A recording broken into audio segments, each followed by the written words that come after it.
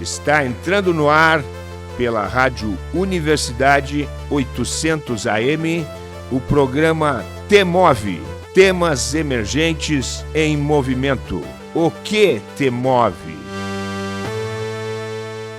Olá, está começando mais um programa T-Move em sua terceira temporada.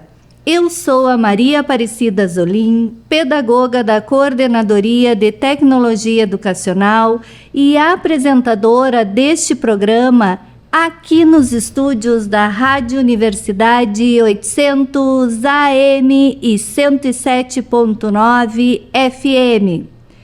O programa T-Move é um projeto da Coordenadoria de Tecnologia Educacional da UFSM, vinculada à Prograde, Pró-Reitoria de Graduação.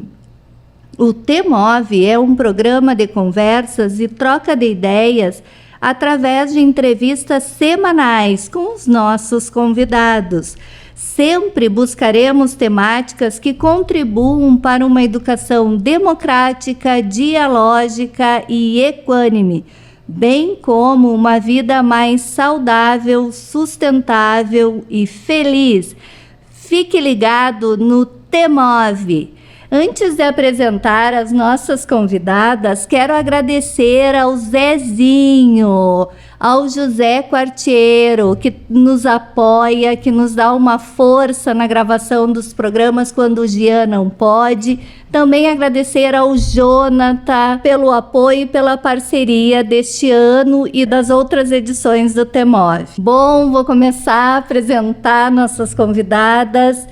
A professora Melissa Medeiros Braz, que é fisioterapeuta, graduada pela UDESC, especialista em saúde da mulher, mestre e doutor em engenharia de produção, com ênfase em ergonomia, pela Universidade Federal de Santa Catarina.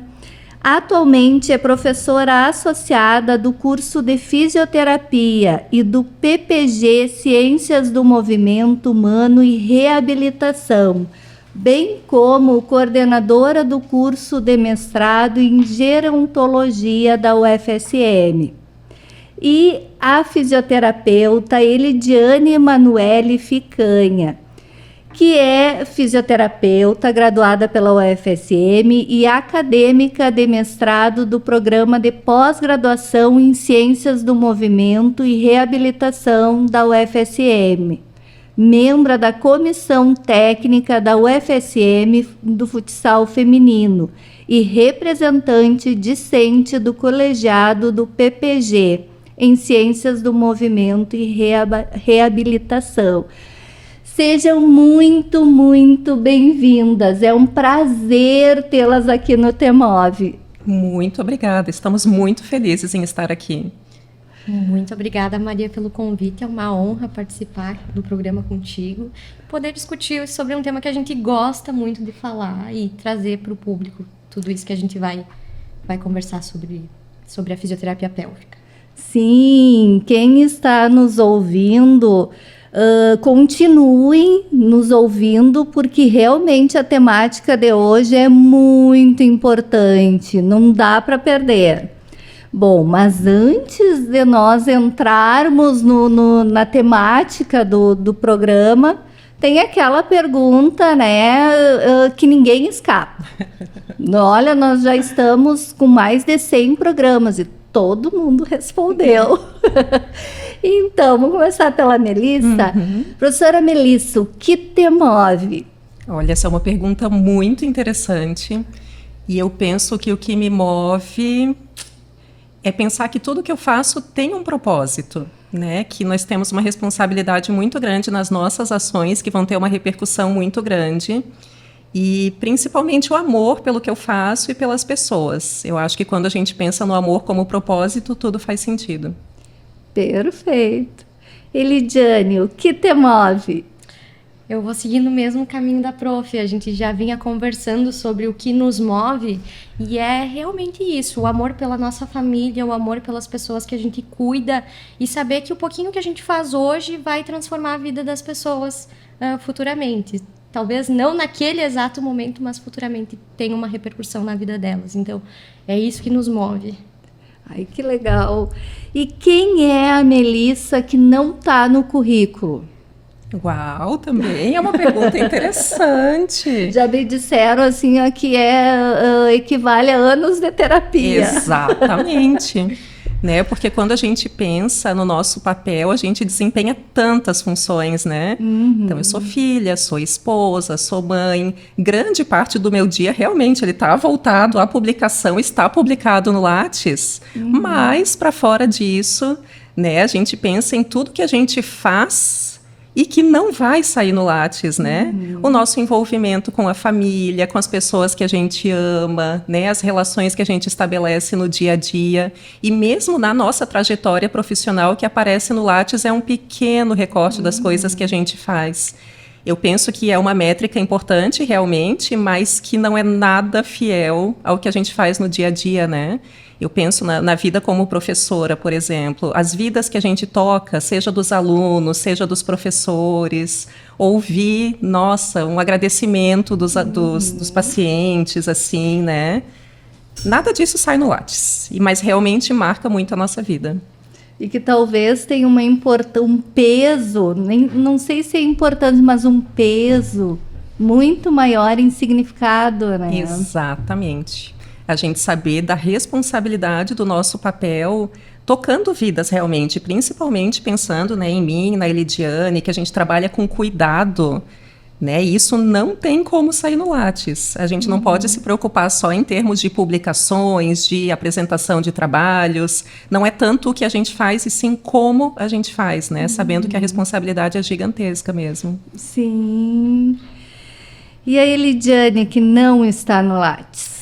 Olha, uma pessoa que ama música, que gosta de levar música para o atendimento, que gosta de tornar ele mais leve, com conversas. É uma pessoa que ama esporte, que já foi atleta e que já sofreu com disfunções do assoalho pélvico por ser atleta. E hoje, tudo isso que está no Lattes é por conta dessa bagagem que é a minha vida, né? Então, é isso. Nossa, que legal! Bom, uma das especialidades da fisioterapia é a fisioterapia pélvica. O que é isso? Para que ela serve? Existem preconceitos, né, em relação a isso? Ainda existem mulheres e homens que se sentem constrangidos de procurar uma fisioterapia pélvica? Gostaria que vocês falassem sobre essa questão. Eu acho que antes de mais nada, para as pessoas saberem o que é a fisioterapia pélvica, elas precisam saber o que é a pelve e o que são os músculos do assoalho pélvico. Então, quando a gente fala em músculos do assoalho pélvico, são os músculos da região genital. Nós temos estruturas ósseas que vão delimitar esses músculos, que são as nossas populares estruturas, o pubis anteriormente, cóccix posteriormente, e lateral nós temos as tuberosidades isquiáticas. Então, toda a musculatura que fica ali nessa região, ela é uma musculatura chamada de assoalho pélvico. A fisioterapia pélvica, ela vai atuar diretamente nas condições que alteram o mecanismo fisiológico dos músculos ou das estruturas que estão ali. Esses músculos, eles servem de suporte para os nossos órgãos pélvicos, que na mulher, útero, vagina, bexiga, todos os órgãos. E também a via de parto, a via da relação sexual. Então, os músculos do assoalho pélvico, eles estão predispostos a desenvolverem características patológicas. Excesso de tensão ou ausência de força, que seria a fraqueza muscular. E todas essas alterações, elas vão predispor ao que a gente chama de disfunções do assoalho pélvico. Essas disfunções do assoalho pélvico, nós temos inúmeras, mas algumas são mais comuns na população. A gente tem a incontinência urinária, que é a perda involuntária de urina, que é muito comum na população feminina e que é pouco falada, porque a gente ainda tem tabu, sim, como tu comentou. Sim, a gente ainda tem muito preconceito. Ah, minha avó teve, então é genético, é normal. Toda mulher perde xixi. Ah, é só uma gotinha. Mas isso pode se exacerbar e pode ser um sintoma inicial de alguma coisa que vá se agravando, né? Então, a gente tem também o prolapso de órgãos pélvicos, que é a popular bexiga caída, que nada mais é que o quê? A fraqueza dessa musculatura do assoalho pélvico fazendo com que o nosso suporte não ocorra de forma efetiva, de forma eficaz. Então, a gente tem esse desabamento dos órgãos pélvicos. E a fisioterapia, então, ela vai promover, vai tentar reestabelecer a estrutura dessa musculatura, dessas funções que foram perdidas. Quando a gente fala das disfunções do assoalho pélvico, realmente a gente pensa na incontinência urinária, que é muito conhecida, e nos prolapsos, a bexiga caída, o útero caído, mas ela vai envolver, por exemplo, disfunções sexuais femininas e masculinas, pré- e pós-operatório de cirurgias ginecológicas, né, que afetem ali a região do assoalho pélvico, constipação intestinal, incontinência anal, que a gente fala da incontinência a fezes e a gases, né, uma série de outras condições e que vão perpassar o ciclo de vida. Então, a fisioterapia pélvica trabalha desde aquela criança que está com dificuldade no desfraude, ou logo depois que faz xixi na cama, ou que perde urina, né? Ao longo do ciclo de vida, então, a gente vai pensar em pessoas adultas, e quando a gente fala das mulheres, especificamente durante a gestação e depois do parto, algumas mulheres passam a ter disfunções, né? E pensando no envelhecimento também, né? Então, com as mudanças estruturais, né, do corpo no envelhecimento, a gente vai ter alteração nesses músculos, principalmente fraqueza, que vão levar a perdas, vão levar a prolapso.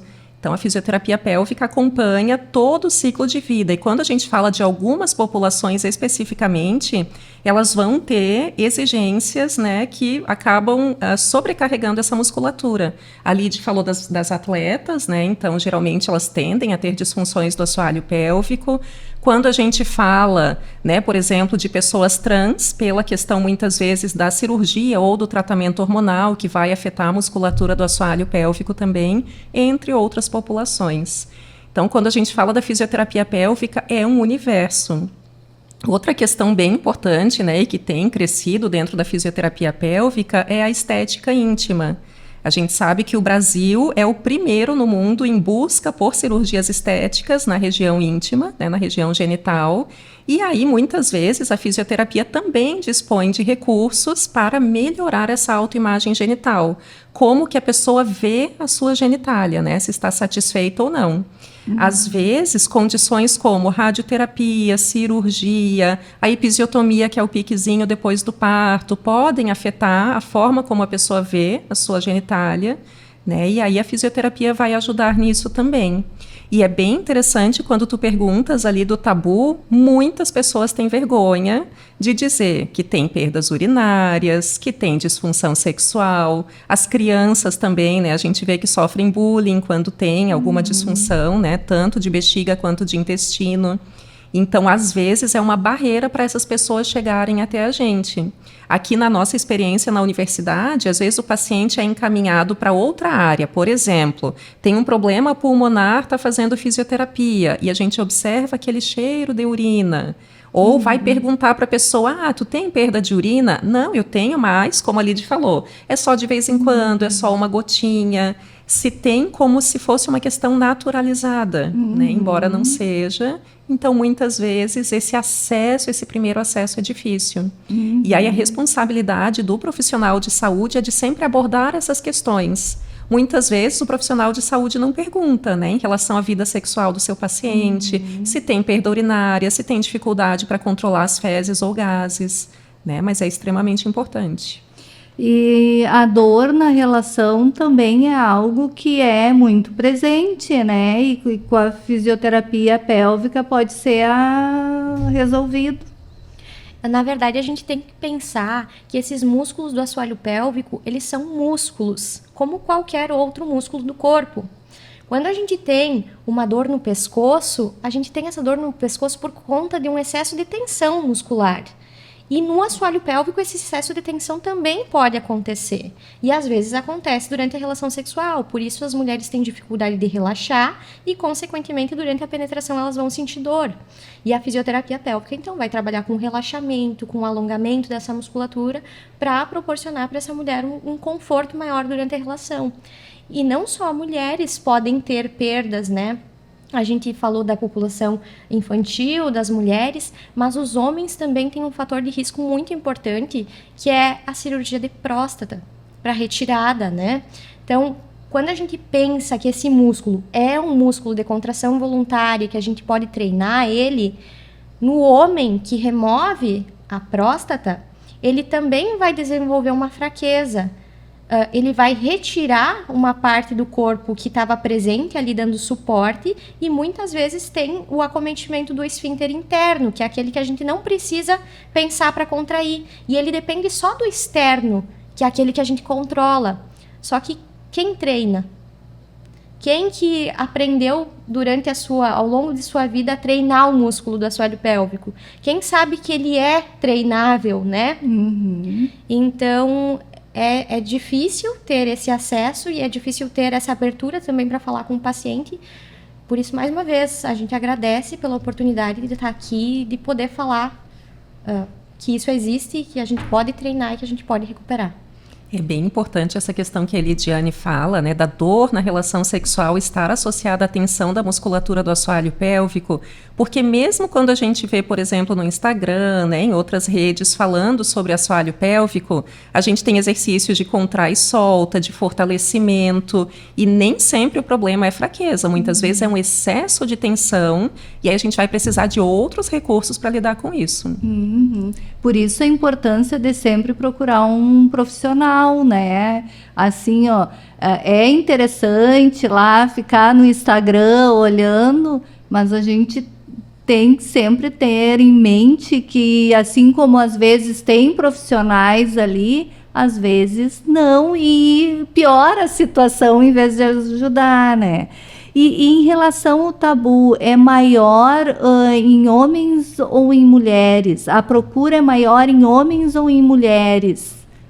De forma geral, assim, ó, no começo da minha trajetória aqui na universidade, estou aqui desde 2012. Em princípio, as mulheres nos procuravam, né? De forma geral, elas são mais abertas a esse assunto. Com o passar do tempo, primeiro, as mulheres começaram a encaminhar os seus parceiros, os seus maridos, né? E depois é que a gente começou a ter encaminhamento médico. O que a gente observa na prática? A Elidiane atende muitos homens, né? A gente hoje tem praticamente metade de homens e mulheres, e os homens são extremamente comprometidos. Quando a gente pede para fazer exercício em casa, eles fazem, quando dá tarefa de casa, eles cumprem, né? Mas no começo, sim, eles têm uma resistência, até pela questão cultural, né? De machismo. Então, às vezes é muito complicado o homem dizer que tem que usar um absorvente, que tem que usar fralda. É muito comum que haja, além da incontinência urinária, disfunção erétil associada. E às vezes para o homem isso é extremamente difícil, né? Então, em geral, as mulheres são um pouco mais abertas. Sim, existe muito preconceito, principalmente porque os fisioterapeutas, a maioria dos fisioterapeutas são mulheres. A gente tem uma predominância feminina na área e é um assunto íntimo que o homem tem que se abrir e tem que chegar com as queixas. Então, o que a gente percebe é que eles chegam com a queixa de perda urinária e ao longo das sessões, quando ele vai criando vínculo, aí ele vai falar da disfunção erétil. Não é uma coisa que acontece de primeira. Então, eles têm esse receio, eles têm esse tabu ainda a ser quebrado de não poder falar para uma mulher que tem uma disfunção erétil. E, às vezes, eles até preferem homens do que mulheres para o tratamento, né? E a gente sabe que é difícil encontrar um fisioterapeuta pélvico homem, né? Verdade. Quando a gente fala da incontinência urinária, né, que é a disfunção mais comum, às vezes a pessoa fala, tá, mas eu só perco um pouco de urina, isso não é problema, ou acha que é natural. Mas é importante a gente saber que ela está associada a uma série de outros problemas. Então, por exemplo, desde a questão da assadura, da pessoa ter que usar fralda, absorvente, estar assado, questão existe uma associação entre a musculatura do assoalho pélvico e o equilíbrio. Poucas pessoas sabem disso, mas quem tem perda urinária tem um prejuízo no equilíbrio, tem um risco de quedas maior. Quando a gente fala, por exemplo, em pessoas idosas, a gente sabe que a queda está ligada à hospitalização e às vezes até morte. Né? E a gente dá um exemplo bem simples. Imagina se a pessoa de noite tem vontade de fazer xixi e tem que sair correndo para ir até o banheiro. Na prática, essa pessoa não acende a luz, às vezes tem um tapete no meio do caminho, tropeça. A gente já teve relatos, por exemplo, de pacientes que está caminhando para o banheiro, vai perdendo urina, cai. Então, são questões que são muito preocupantes. Além disso, a pessoa deixa de praticar exercícios, deixa de sair para passear. A gente tem relato de paciente que diz assim, olha, se eu vou até o centro, eu fico pensando onde é que tem banheiro. Se eu vou almoçar num restaurante, eu sento perto do banheiro. Ou as pessoas deixam de sair para dançar. Se a gente for pensar, tem pessoas que têm perda na relação sexual também, então vai comprometer a sexualidade, a autoimagem, porque às vezes a pessoa tem cheiro, né, se perde urina ou se perde fezes. Então, acaba afetando a vida dessa pessoa de uma forma muito grande. Se a gente for pensar também, tem relação com as atividades laborais. É muito comum perder urina quando a pessoa vai pegar peso. Então, se a gente fala de trabalhos que envolvam força física, tem pessoas que ficam incapacitadas para o trabalho. Então, não é uma coisa tão simples como a gente imagina, não é só um perder urina, tem uma repercussão enorme sobre a vida da pessoa, né? Perde a qualidade de vida. Eu, há uns dias, eu assistindo a TV, vi uma propaganda de não sei se é fralda ou se é um absorvente diário, colocando como se a perda de urina é uma coisa normal, então é só usar a fralda. E eu digo, não é assim, não é normal. O nosso corpo ele foi feito para funcionar, né, em equilíbrio. Então, realmente, é algo que os tabus, eles só prejudicam, né? E a gente tem que romper com isso. Por isso a importância de vocês estarem aqui. O número de cirurgias para esse controle da perda de urina é imenso. E é o único caminho? Não, não é o único, graças a Deus, né? A gente tem uma cura com a fisioterapia pélvica muito grande. Porém, a gente ainda tem essas questões de tabu e de dificuldade do encaminhamento adequado dessas pessoas. Então, o que acontece? Como eu falei anteriormente, existe uma evolução da doença, né? Existe uma evolução da patologia. Inicialmente, a gente tem as perdas em gotas, ou as perdas aos esforços extremos, durante a tosse, durante o espirro, durante o levantamento de algum peso um pouco mais pesado, né? E se não tratar nesse momento, vai progredir. Então, a perda passa de gotas para jato, de jato, ela pode ser jato apenas aos esforços, grandes esforços, depois ela passa a ser aos pequenos esforços e só tende a evoluir. O que a gente percebe é que ainda existe uma restrição de encaminhamento adequado durante as primeiras fases da doença, né, da incontinência. Por isso, o aumento do número de cirurgias ginecológicas, porque essa progressão, como eu falei, ela pode ser levar a um prolapso de órgãos pélvicos, e aí o prolapso, sim, a gente tem uma graduação em quatro níveis, né? O primeiro e o segundo nível a gente consegue corrigir com fisioterapia pélvica, e o terceiro e o quarto a gente precisa de uma cirurgia, porque aí o órgão já passou do que a gente chama de introito vaginal. Quando o órgão já passa do introito, sim, a gente precisa fazer o levantamento da bexiga, que é a popular telinha, né? Colocar a popular telinha. Mas antes dele chegar nesse nível, tem que ter passado pelos outros. Então, a gente pode prevenir as cirurgias, a necessidade de fazer uma cirurgia. Então, a importância que tem das mulheres saberem disso, né? E questionarem os seus ginecologistas, né? Que geralmente é o médico que a mulher, né, vai com mais frequência. Então, questionar se está tendo perda urinária. Questione o seu ginecologista, peça o encaminhamento para uma fisioterapia pélvica, né? Antes de ir para a cirurgia. Sim, é bem importante a gente saber que existem alguns tipos de incontinência urinária. Vou falar de alguns que são os mais comuns. A incontinência urinária de esforço, como a Elidiane estava falando, quando tosse, espirra, pega peso. A incontinência urinária de urgência, que é quando a gente perde urina, mas antes a gente sente um desejo muito forte de urinar. Nossa, eu tenho que sair correndo para o banheiro, senão eu vou perder. E a mista, que é a associação das duas. Existem outros tipos também, mas essas são as mais comuns. Tá? E aí o que é importante a gente saber? Para os dois tipos, as sociedades internacionais de continência falam que fisioterapia é a primeira linha de tratamento. Também existe tratamento medicamentoso, em último lugar a cirurgia, quando os anteriores não funcionam. Então, primeiro se preza pelo tratamento conservador. E uma coisa muito importante também é a gente pensar nos hábitos de vida dessa pessoa. Por exemplo, quando a gente tem incontinência de urgência, a gente sabe que ela tem muita relação com a atuação do sistema nervoso autônomo.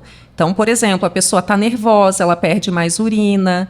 O paciente, às vezes, quando ouve o barulho de água, ou quando entra no chuveiro, ou quando vai lavar a louça, perde urina.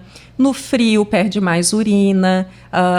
Determinados tipos de alimento ou de bebida podem piorar a perda urinária também. Então, o tratamento comportamental vai ser muito eficaz.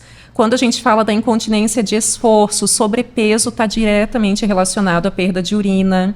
Também tabagismo, né, e algumas questões alimentares. Então, é muito importante a gente pensar no tratamento comportamental e na normalização da função da musculatura do assoalho pélvico. E agora uma pergunta assim, ó, para aquelas pessoas que têm mania de... Eu vou ter que contar que sou eu. Vou sair, eu penso, não, vou ter que ir no banheiro. Isso também não faz bem. E mesmo não estando com vontade de ir várias vezes, também não faz bem, né? Isso, na verdade, o que a gente tem que pensar? A nossa bexiga, ela tem uma complacência. Essa complacência é a capacidade que ela tem de se encher. A gente precisa fazer com que a nossa bexiga seja complacente. E aí, como que eu vou fazer com que ela consiga armazenar a urina se com pequenas quantidades eu vou lá no banheiro e faço xixi? Eu vou estar adaptando, eu vou estar acostumando ela a armazenar aquela pequena quantidade. Então, o adequado seria, durante o primeiro desejo miccional, ir ao banheiro, né? Mas esperar ter o desejo e não esvaziar de forma aleatória, né? Eu, principalmente quando eu vou viajar, que daí eu fico pensando, ai, como será que vai ser o banheiro que eu vou encontrar? Uhum. Eu te entendo. E assim, principalmente as mulheres aprendem desde pequeno que não é bom ir fora de casa, porque o banheiro é sujo, porque não pode sentar. Então, muitas vezes a gente acaba desenvolvendo hábitos que a gente chama de urina preventiva. Antes de sair de casa já faz, não interessa se está com vontade ou não, né? Mas é importante a gente pensar que o nosso sistema nervoso é que vai regular o ato de urinar. E para isso, ele precisa saber quando a gente está com vontade ou não. Se a gente começa a fazer xixi sem estar com vontade, a gente está deseducando, né? E realmente isso pode levar a perdas urinárias em longo prazo. Agora, do mesmo jeito que tu falaste, né, que faz xixi quando não está com vontade, existe o extremo oposto que a gente ouve muito. O que seria o fisiológico? Fazer xixi de 6 a 8 vezes durante o dia, nenhuma vez à noite ou uma vez para pessoas idosas. Tem gente que faz xixi de manhã e vai fazer só de noite, faz 2 ou 3 vezes por dia. Nossa. É muito comum esse relato, seja... Eu ouço muito das alunas que não querem ir no banheiro na universidade, então elas ficam prendendo até chegar em casa. Algumas questões de trabalho também, já ouvi diversos relatos, o meu chefe não me deixa ir ao banheiro. Horrível. Trabalho no supermercado, não tenho pausa para ir no banheiro. Trabalho na construção civil. Isso é péssimo, vai levar também a um tipo de perda urinária que é por transbordamento. Pessoas que trabalham na feira, né? diversos tipos de rotina que muitas vezes não permitem que a pessoa tenha vontade, tenha essa oportunidade de fazer xixi. E isso também vai levar a perdas urinárias e vai comprometer a questão que a Lidiane estava falando da complacência. Além disso, né, se a gente sabe que esse sistema nervoso tem que estar educado, depois de um tempo a pessoa deixa de perceber o desejo miccional. Ela está com vontade e nem percebe, porque ela ignorou por tanto tempo, né, que ela deixa de perceber. Então, são questões bem delicadas, né? Sim, nossa. Essa questão de ir ao banheiro à noite também, né? Infelizmente, é naturalizado que algumas pessoas levantem 4, 6, 8 vezes à noite para ir ao banheiro. E aí, muitas vezes, essa pessoa vai estar cansada durante o dia, ela não tem uma boa qualidade de sono e também afeta todo o cotidiano dela. E a questão eu vejo por mim, eu tenho que levantar para ir no banheiro, às vezes até 2 vezes, mas eu tomo muita água. Daí eu vou no banheiro, meio dormindo, tomo um copão d'água. Daí quando eu tomo um copão d'água, eu digo, eu não acredito que eu fiz isso, daqui a pouco vou ter que levantar de novo. Então, tem que mudar os hábitos, né? Exatamente. E às vezes a gente vê uma progressão do tratamento apenas com as mudanças comportamentais. A gente já tem algumas recomendações que falam que de 2 a 3 horas antes de dormir, a gente já teria que interromper a ingesta hídrica. Para quê? Para reduzir essas idas ao banheiro durante o período noturno. A gente já sabe que tem alguns alimentos, alguns líquidos que são irritativos, que vão fazer com que a bexiga contraia e dê aquela vontade de fazer xixi. Aqui no sul, o chimarrão, né? Café, refrigerante. Então, são várias coisinhas do nosso dia a dia que parecem insignificantes, mas quando a gente faz a alteração desses hábitos comportamentais, a gente já vê a pessoa parando de perder, né? Ou até mesmo a questão de programar as micções. Como a prof falou, tem pessoas que postergam essa micção. Então, programar os horários para fazer xixi, a pessoa já vai ter uma redução da perda de transbordamento. São pequenas coisas que podem fazer com que a pessoa pare de perder o xixi, né? E a importância de se perceber, né? De se conhecer e perceber o que o corpo está querendo dizer, né? Isso é muito importante, né? A gente fala principalmente para as mulheres o quanto as mulheres não conhecem o próprio corpo, não conhecem a sua genitália. O primeiro passo da fisioterapia é trabalhar a educação em saúde, é mostrar uma imagem da genitália, mostrar onde sai a urina, onde é a vagina, onde é o ânus. Às vezes as pessoas não sabem desses detalhes. Explicar sobre a fisiologia da micção, porque muitas vezes realmente a gente não sabe quando está ovulando, a gente não sabe quando está de TPM, né, ou quando vai ficar menstruada. Às vezes a gente não reconhece o desejo miccional. A gente acaba trabalhando muito essa questão de reconhecer o desejo com pacientes neurológicos. A gente tem a bexiga neurogênica, por exemplo, né? Mas não é só neles que acontece isso. Muitas vezes a gente tem uma rotina tão corrida que a gente não percebe. Outra população que acontece isso, crianças. A criança fica postergando, tá brincando no celular, tá vendo desenho, alguma coisa, não para fazer xixi e acaba perdendo porque não presta atenção. Então, muitas vezes, a nossa rotina acaba afetando a função do nosso corpo também, né? E a criança aprende que ela não pode se tocar, que ela não pode se olhar, que é feio, é sujo, né? É sujo, que não deve. E isso... a criança leva para o resto da vida e é por isso que a gente tem tantos preconceitos em relação ao próprio corpo. Isso é bem importante também quando a gente fala das crianças, a gente não se dá conta que às vezes, por medo de perder urina ou fezes, a criança deixa de participar da educação física na escola, deixa de brincar com os amiguinhos, não vai dormir fora de casa. Geralmente essas crianças têm atraso no desenvolvimento. Então, não é só perder urina, né? E é muito importante que essa família procure a fisioterapia o quanto antes, pensando nisso. Que essa criança pode vir a ter um atraso no seu desenvolvimento global. É bem importante. E na questão da escola, eu tenho uma preocupação muito grande, tenho falado em muitos programas, assim, a quem nos ouve continuamente, sabe que várias vezes eu falei na questão da educação sexual nas escolas e a importância que isso tem. Eu acho que em pleno século XXI, a gente continuar achando que educação sexual na escola, ensinar as crianças a fazerem sexo, é assumir a responsabilidade de meninas com 12, 13 anos grávidas, ou com HIV, ou com sífilis, ou outra doença sexualmente transmitida. Vocês realizam um trabalho de educação sexual nas escolas, né? Gostaria que vocês falassem sobre isso, que para mim é um assunto assim, muito caro e que me preocupa muito. Sim, todos os semestres a gente procura levar as turmas de fisioterapia nas disfunções do assoalho pélvico para fazer uma prática com as escolas, né? Então a gente tem essa vivência com as turmas e é uma vivência bacana porque a gente consegue pegar alunos da educação de 14, 13, 16, 17, a gente pega um público muito variado e percebe que as solicitações elas são diferentes entre as turmas.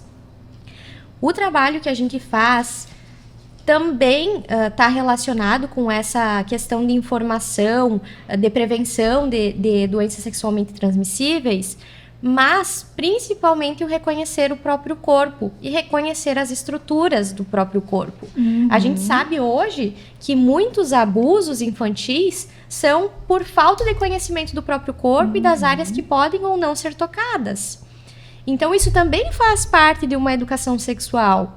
Quando a gente vai para a escola, a gente também dá a oportunidade de eles tirarem as dúvidas que eles têm. Por quê? Porque às vezes o pai não conversa, a mãe não conversa, tem aquele receio e a gente acaba tirando dúvidas que parecem ser simples, mas que fazem total diferença no desenvolvimento da criança, né, do adolescente. Então a gente tenta fazer esse trabalho, mas como tu disse, não é um trabalho de ensinar praticar um ato sexual na escola. É um reconhecimento do próprio corpo para evitar que nos anos seguintes eles desenvolvam alguma consequência de não ter sido ensinado antes, né? Não, tem meninas e o que eu acho muito triste, mulheres que não sabem que o SUS distribui preservativo anticoncepcional gratuitamente.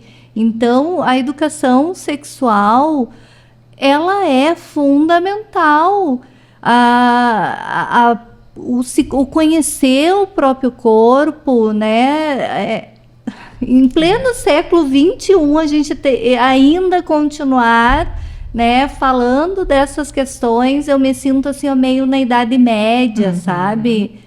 A gente vai ter autonomia sobre o nosso próprio corpo quando a gente conhece, né? E realmente, como a Elidiane estava falando, a questão do consentimento, a gente trabalha com os meninos e com as meninas, né?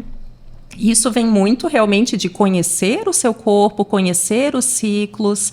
A gente trabalha a questão do ciclo menstrual na escola, de pobreza menstrual, que é extremamente importante também. E o que a gente observa? Muitas vezes esses assuntos são abordados na escola de uma perspectiva biologicista.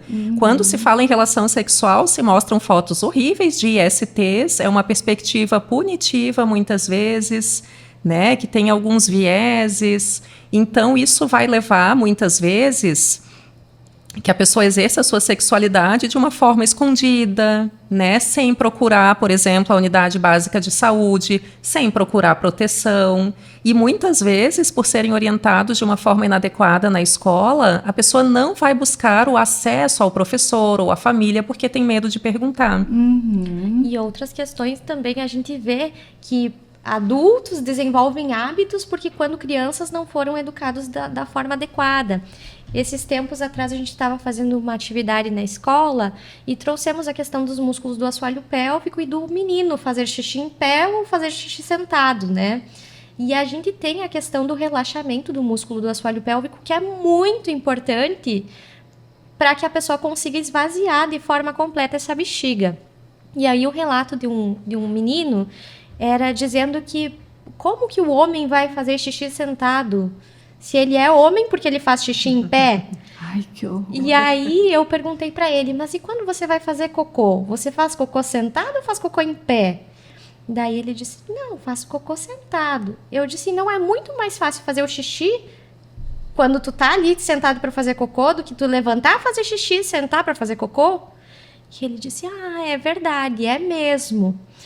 E outras questões, assim, de hábitos comportamentais. Quando a pessoa faz xixi, o menino faz xixi em pé, ele tem um excesso de tensão nessa musculatura que às vezes impede que ele faça o relaxamento completo e esvazie de forma completa a bexiga.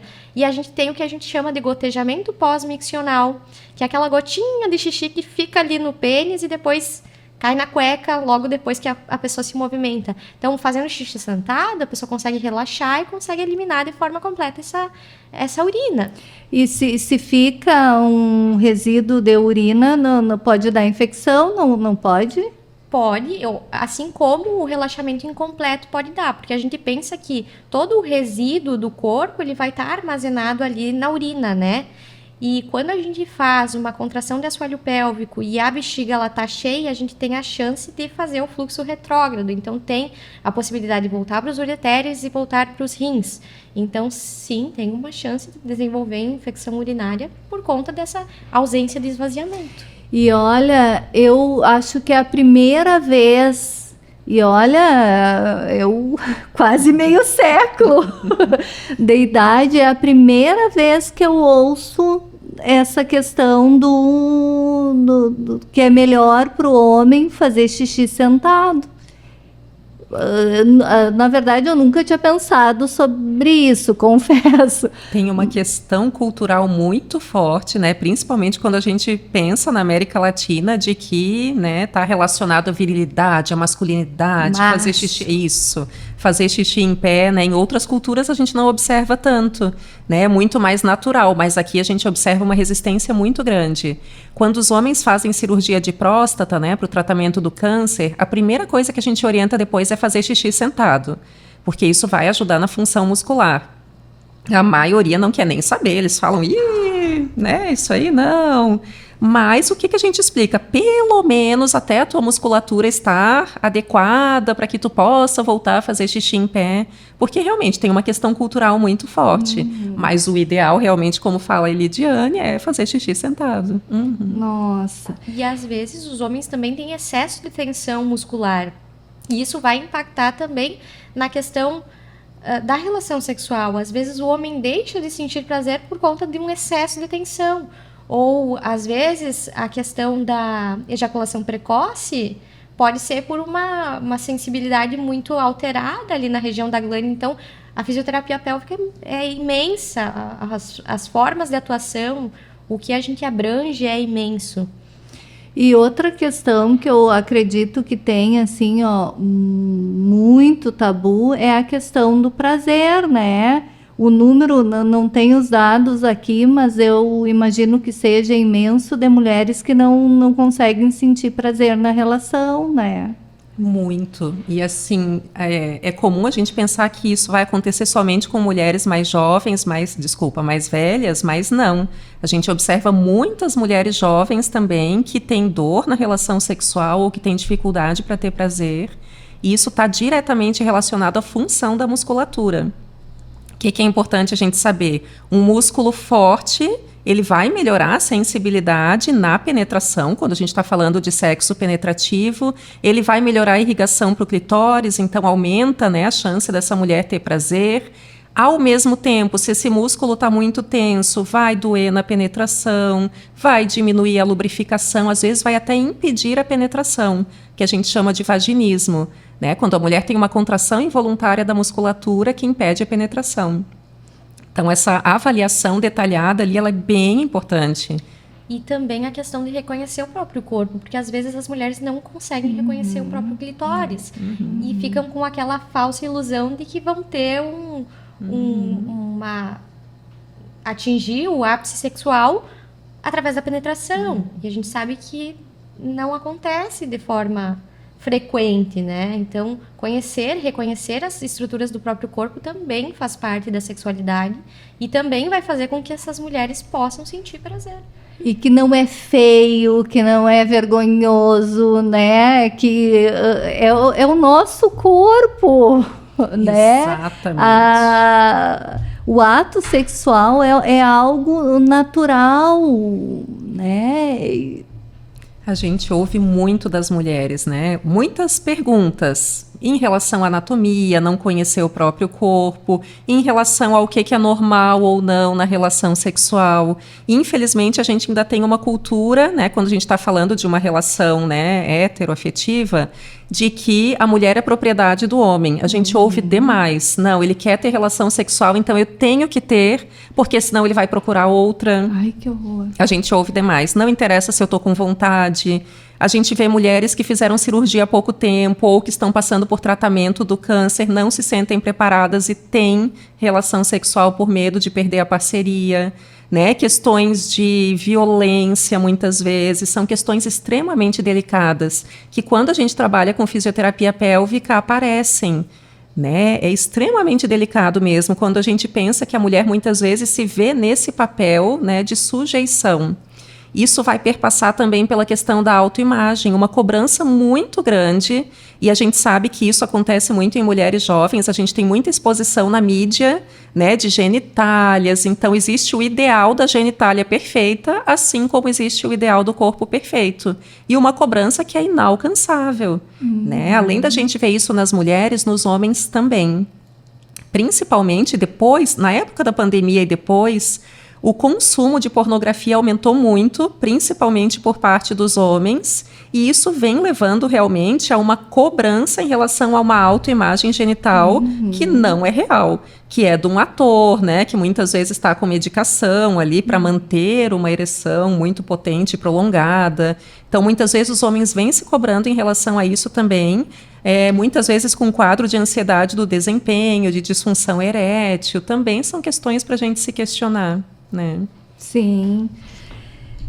Elidiane, tu estás fazendo a tua pesquisa no mestrado com atletas, né, com essa questão da perda urinária. Eu até fiquei assim, ó, bastante surpresa, porque eu achei assim, nossa, gente jovem, é coisa... Eu nunca imaginei que uma pessoa jovem podia ter perda de urinária e pela atividade que realiza, né? Pelo esporte que realiza. Gostaria que tu falasse um pouquinho sobre isso. São as construções sociais, né? Quem é jovem não vai perder. Mas é isso que a gente está tentando desconstruir. Sim, o meu trabalho ele é com a população de atletas do sexo feminino, atletas da modalidade de futsal. O que a gente está tentando ver é se existe diferença entre a função, a ativação elétrica do músculo do assoalho pélvico entre as meninas que perdem e as que não perdem urina. Por que a gente quer ver isso? Para ver, inicialmente, se a dificuldade que elas têm é uma dificuldade de sustentação desse músculo ou se é uma ausência de força, de atividade elétrica, se é uma ausência de pré-contração, qual que é o mecanismo que faz com que essa mulher perca urina, né? Além disso, a gente também está tentando ver se existe influência do exercício físico. Por quê? Como eu falei anteriormente, são músculos de contração voluntária. Eles podem ser treinados, mas assim como qualquer outro músculo de contração voluntária, eles estão suscetíveis à lesão, à fadiga, a excesso de tensão e todas as outras características musculares. Quando a gente pensa na atividade física, exercícios de alto impacto, a gente pensa que vai ter uma alteração da pressão intraabdominal. E esse aumento da pressão intraabdominal, ele vai gerar uma sobrecarga vesical e, consequentemente, uma sobrecarga na musculatura do assoalho pélvico, que vai influenciar nessas pressões que a gente tem.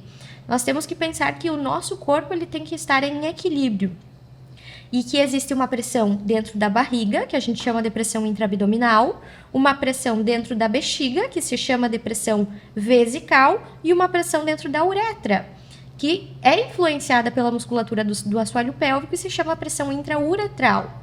Então, essa pressão intrauretral, ela tem que estar maior antes de acontecer o aumento da pressão abdominal. Por quê? Porque se ela não tiver maior, a perda acontece.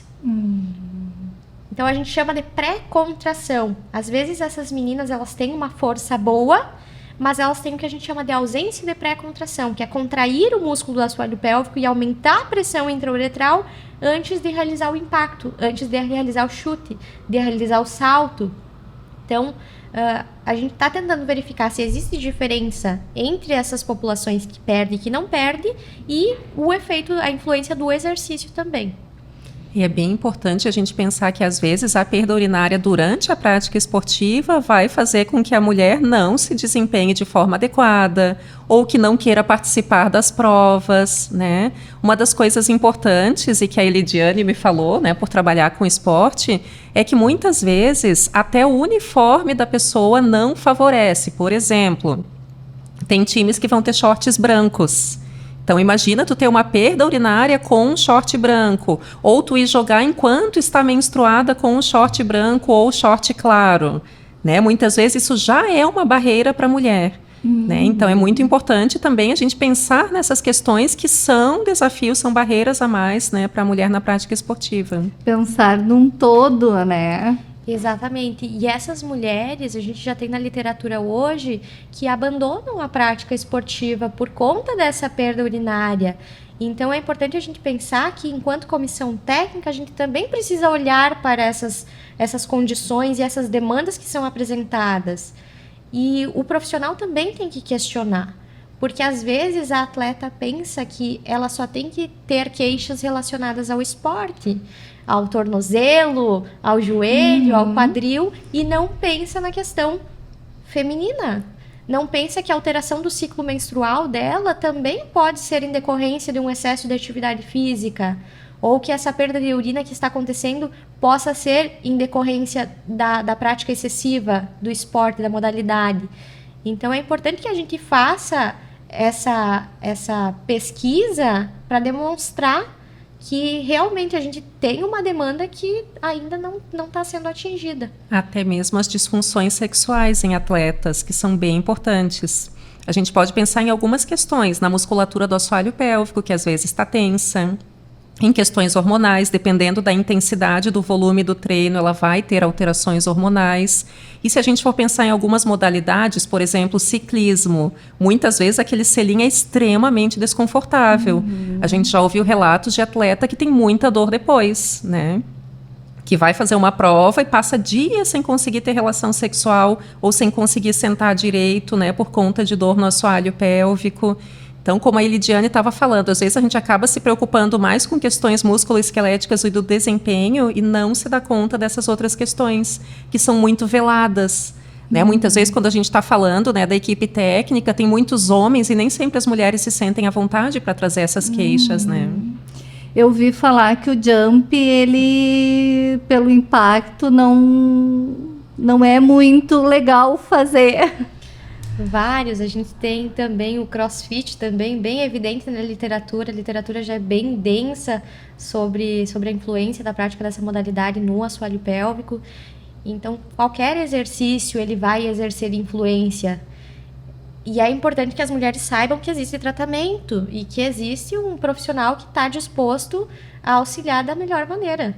Seja no excesso de tensão, seja na fraqueza ou em qualquer condição que essa mulher apresentar.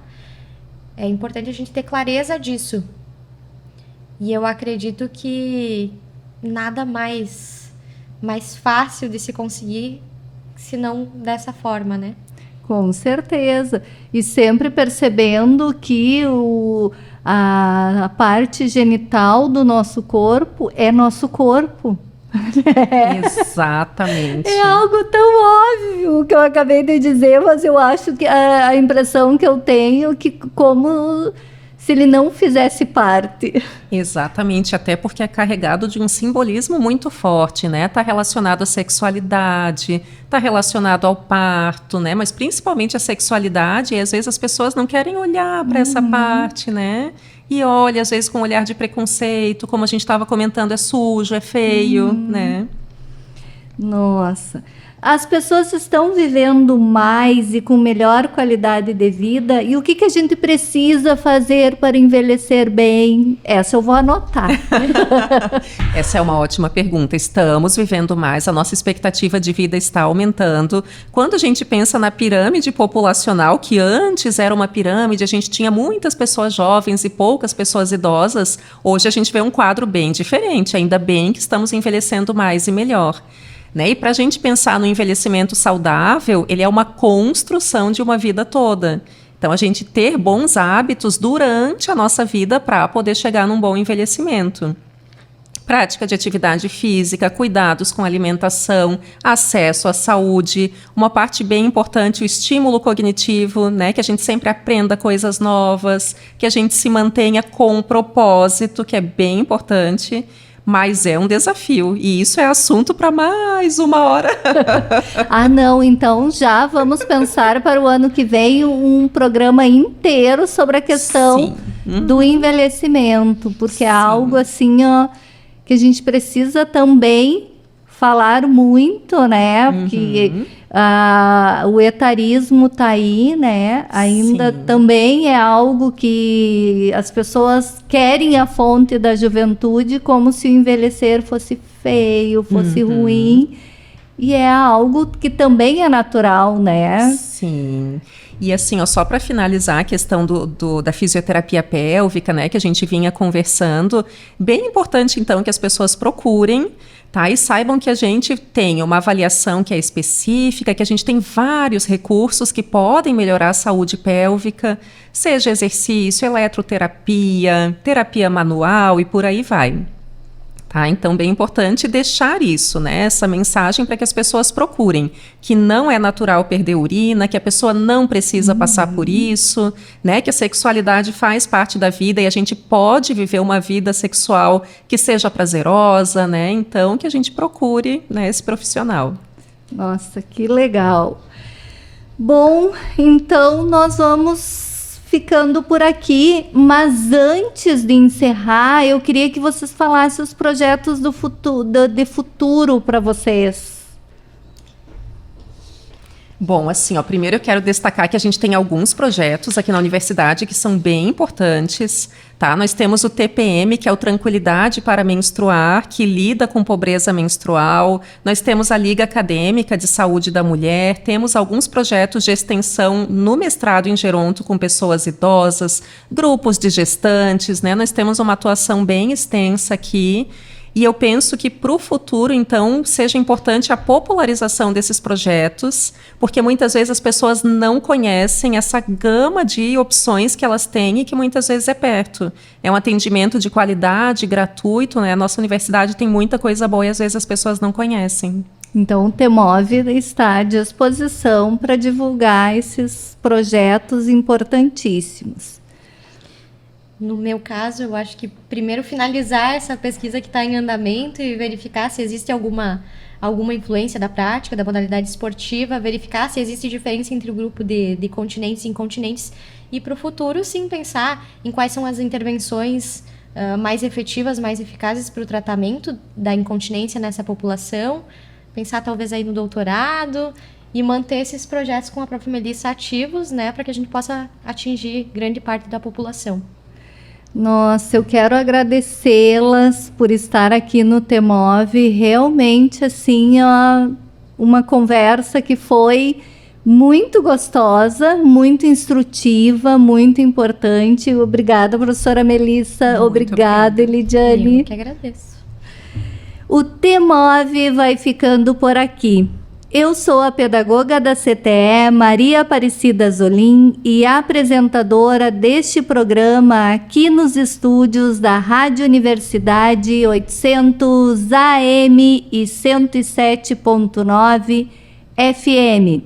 Você pode ouvir novamente essa e as outras edições do nosso programa no YouTube, no canal CTE-UFSM. É só acessar e desfrutar dos nossos podcasts. Também estamos no Spotify, é só buscar TMOV UFSM. O TMOV conta com a produção da comunicadora social Luísa Peixoto e trabalhos técnicos de Giano Al e direção de rádio de Jonathan Ferreira. Muito obrigada por sua audiência, até semana que vem e que sua semana seja levinha, levinha e muito feliz.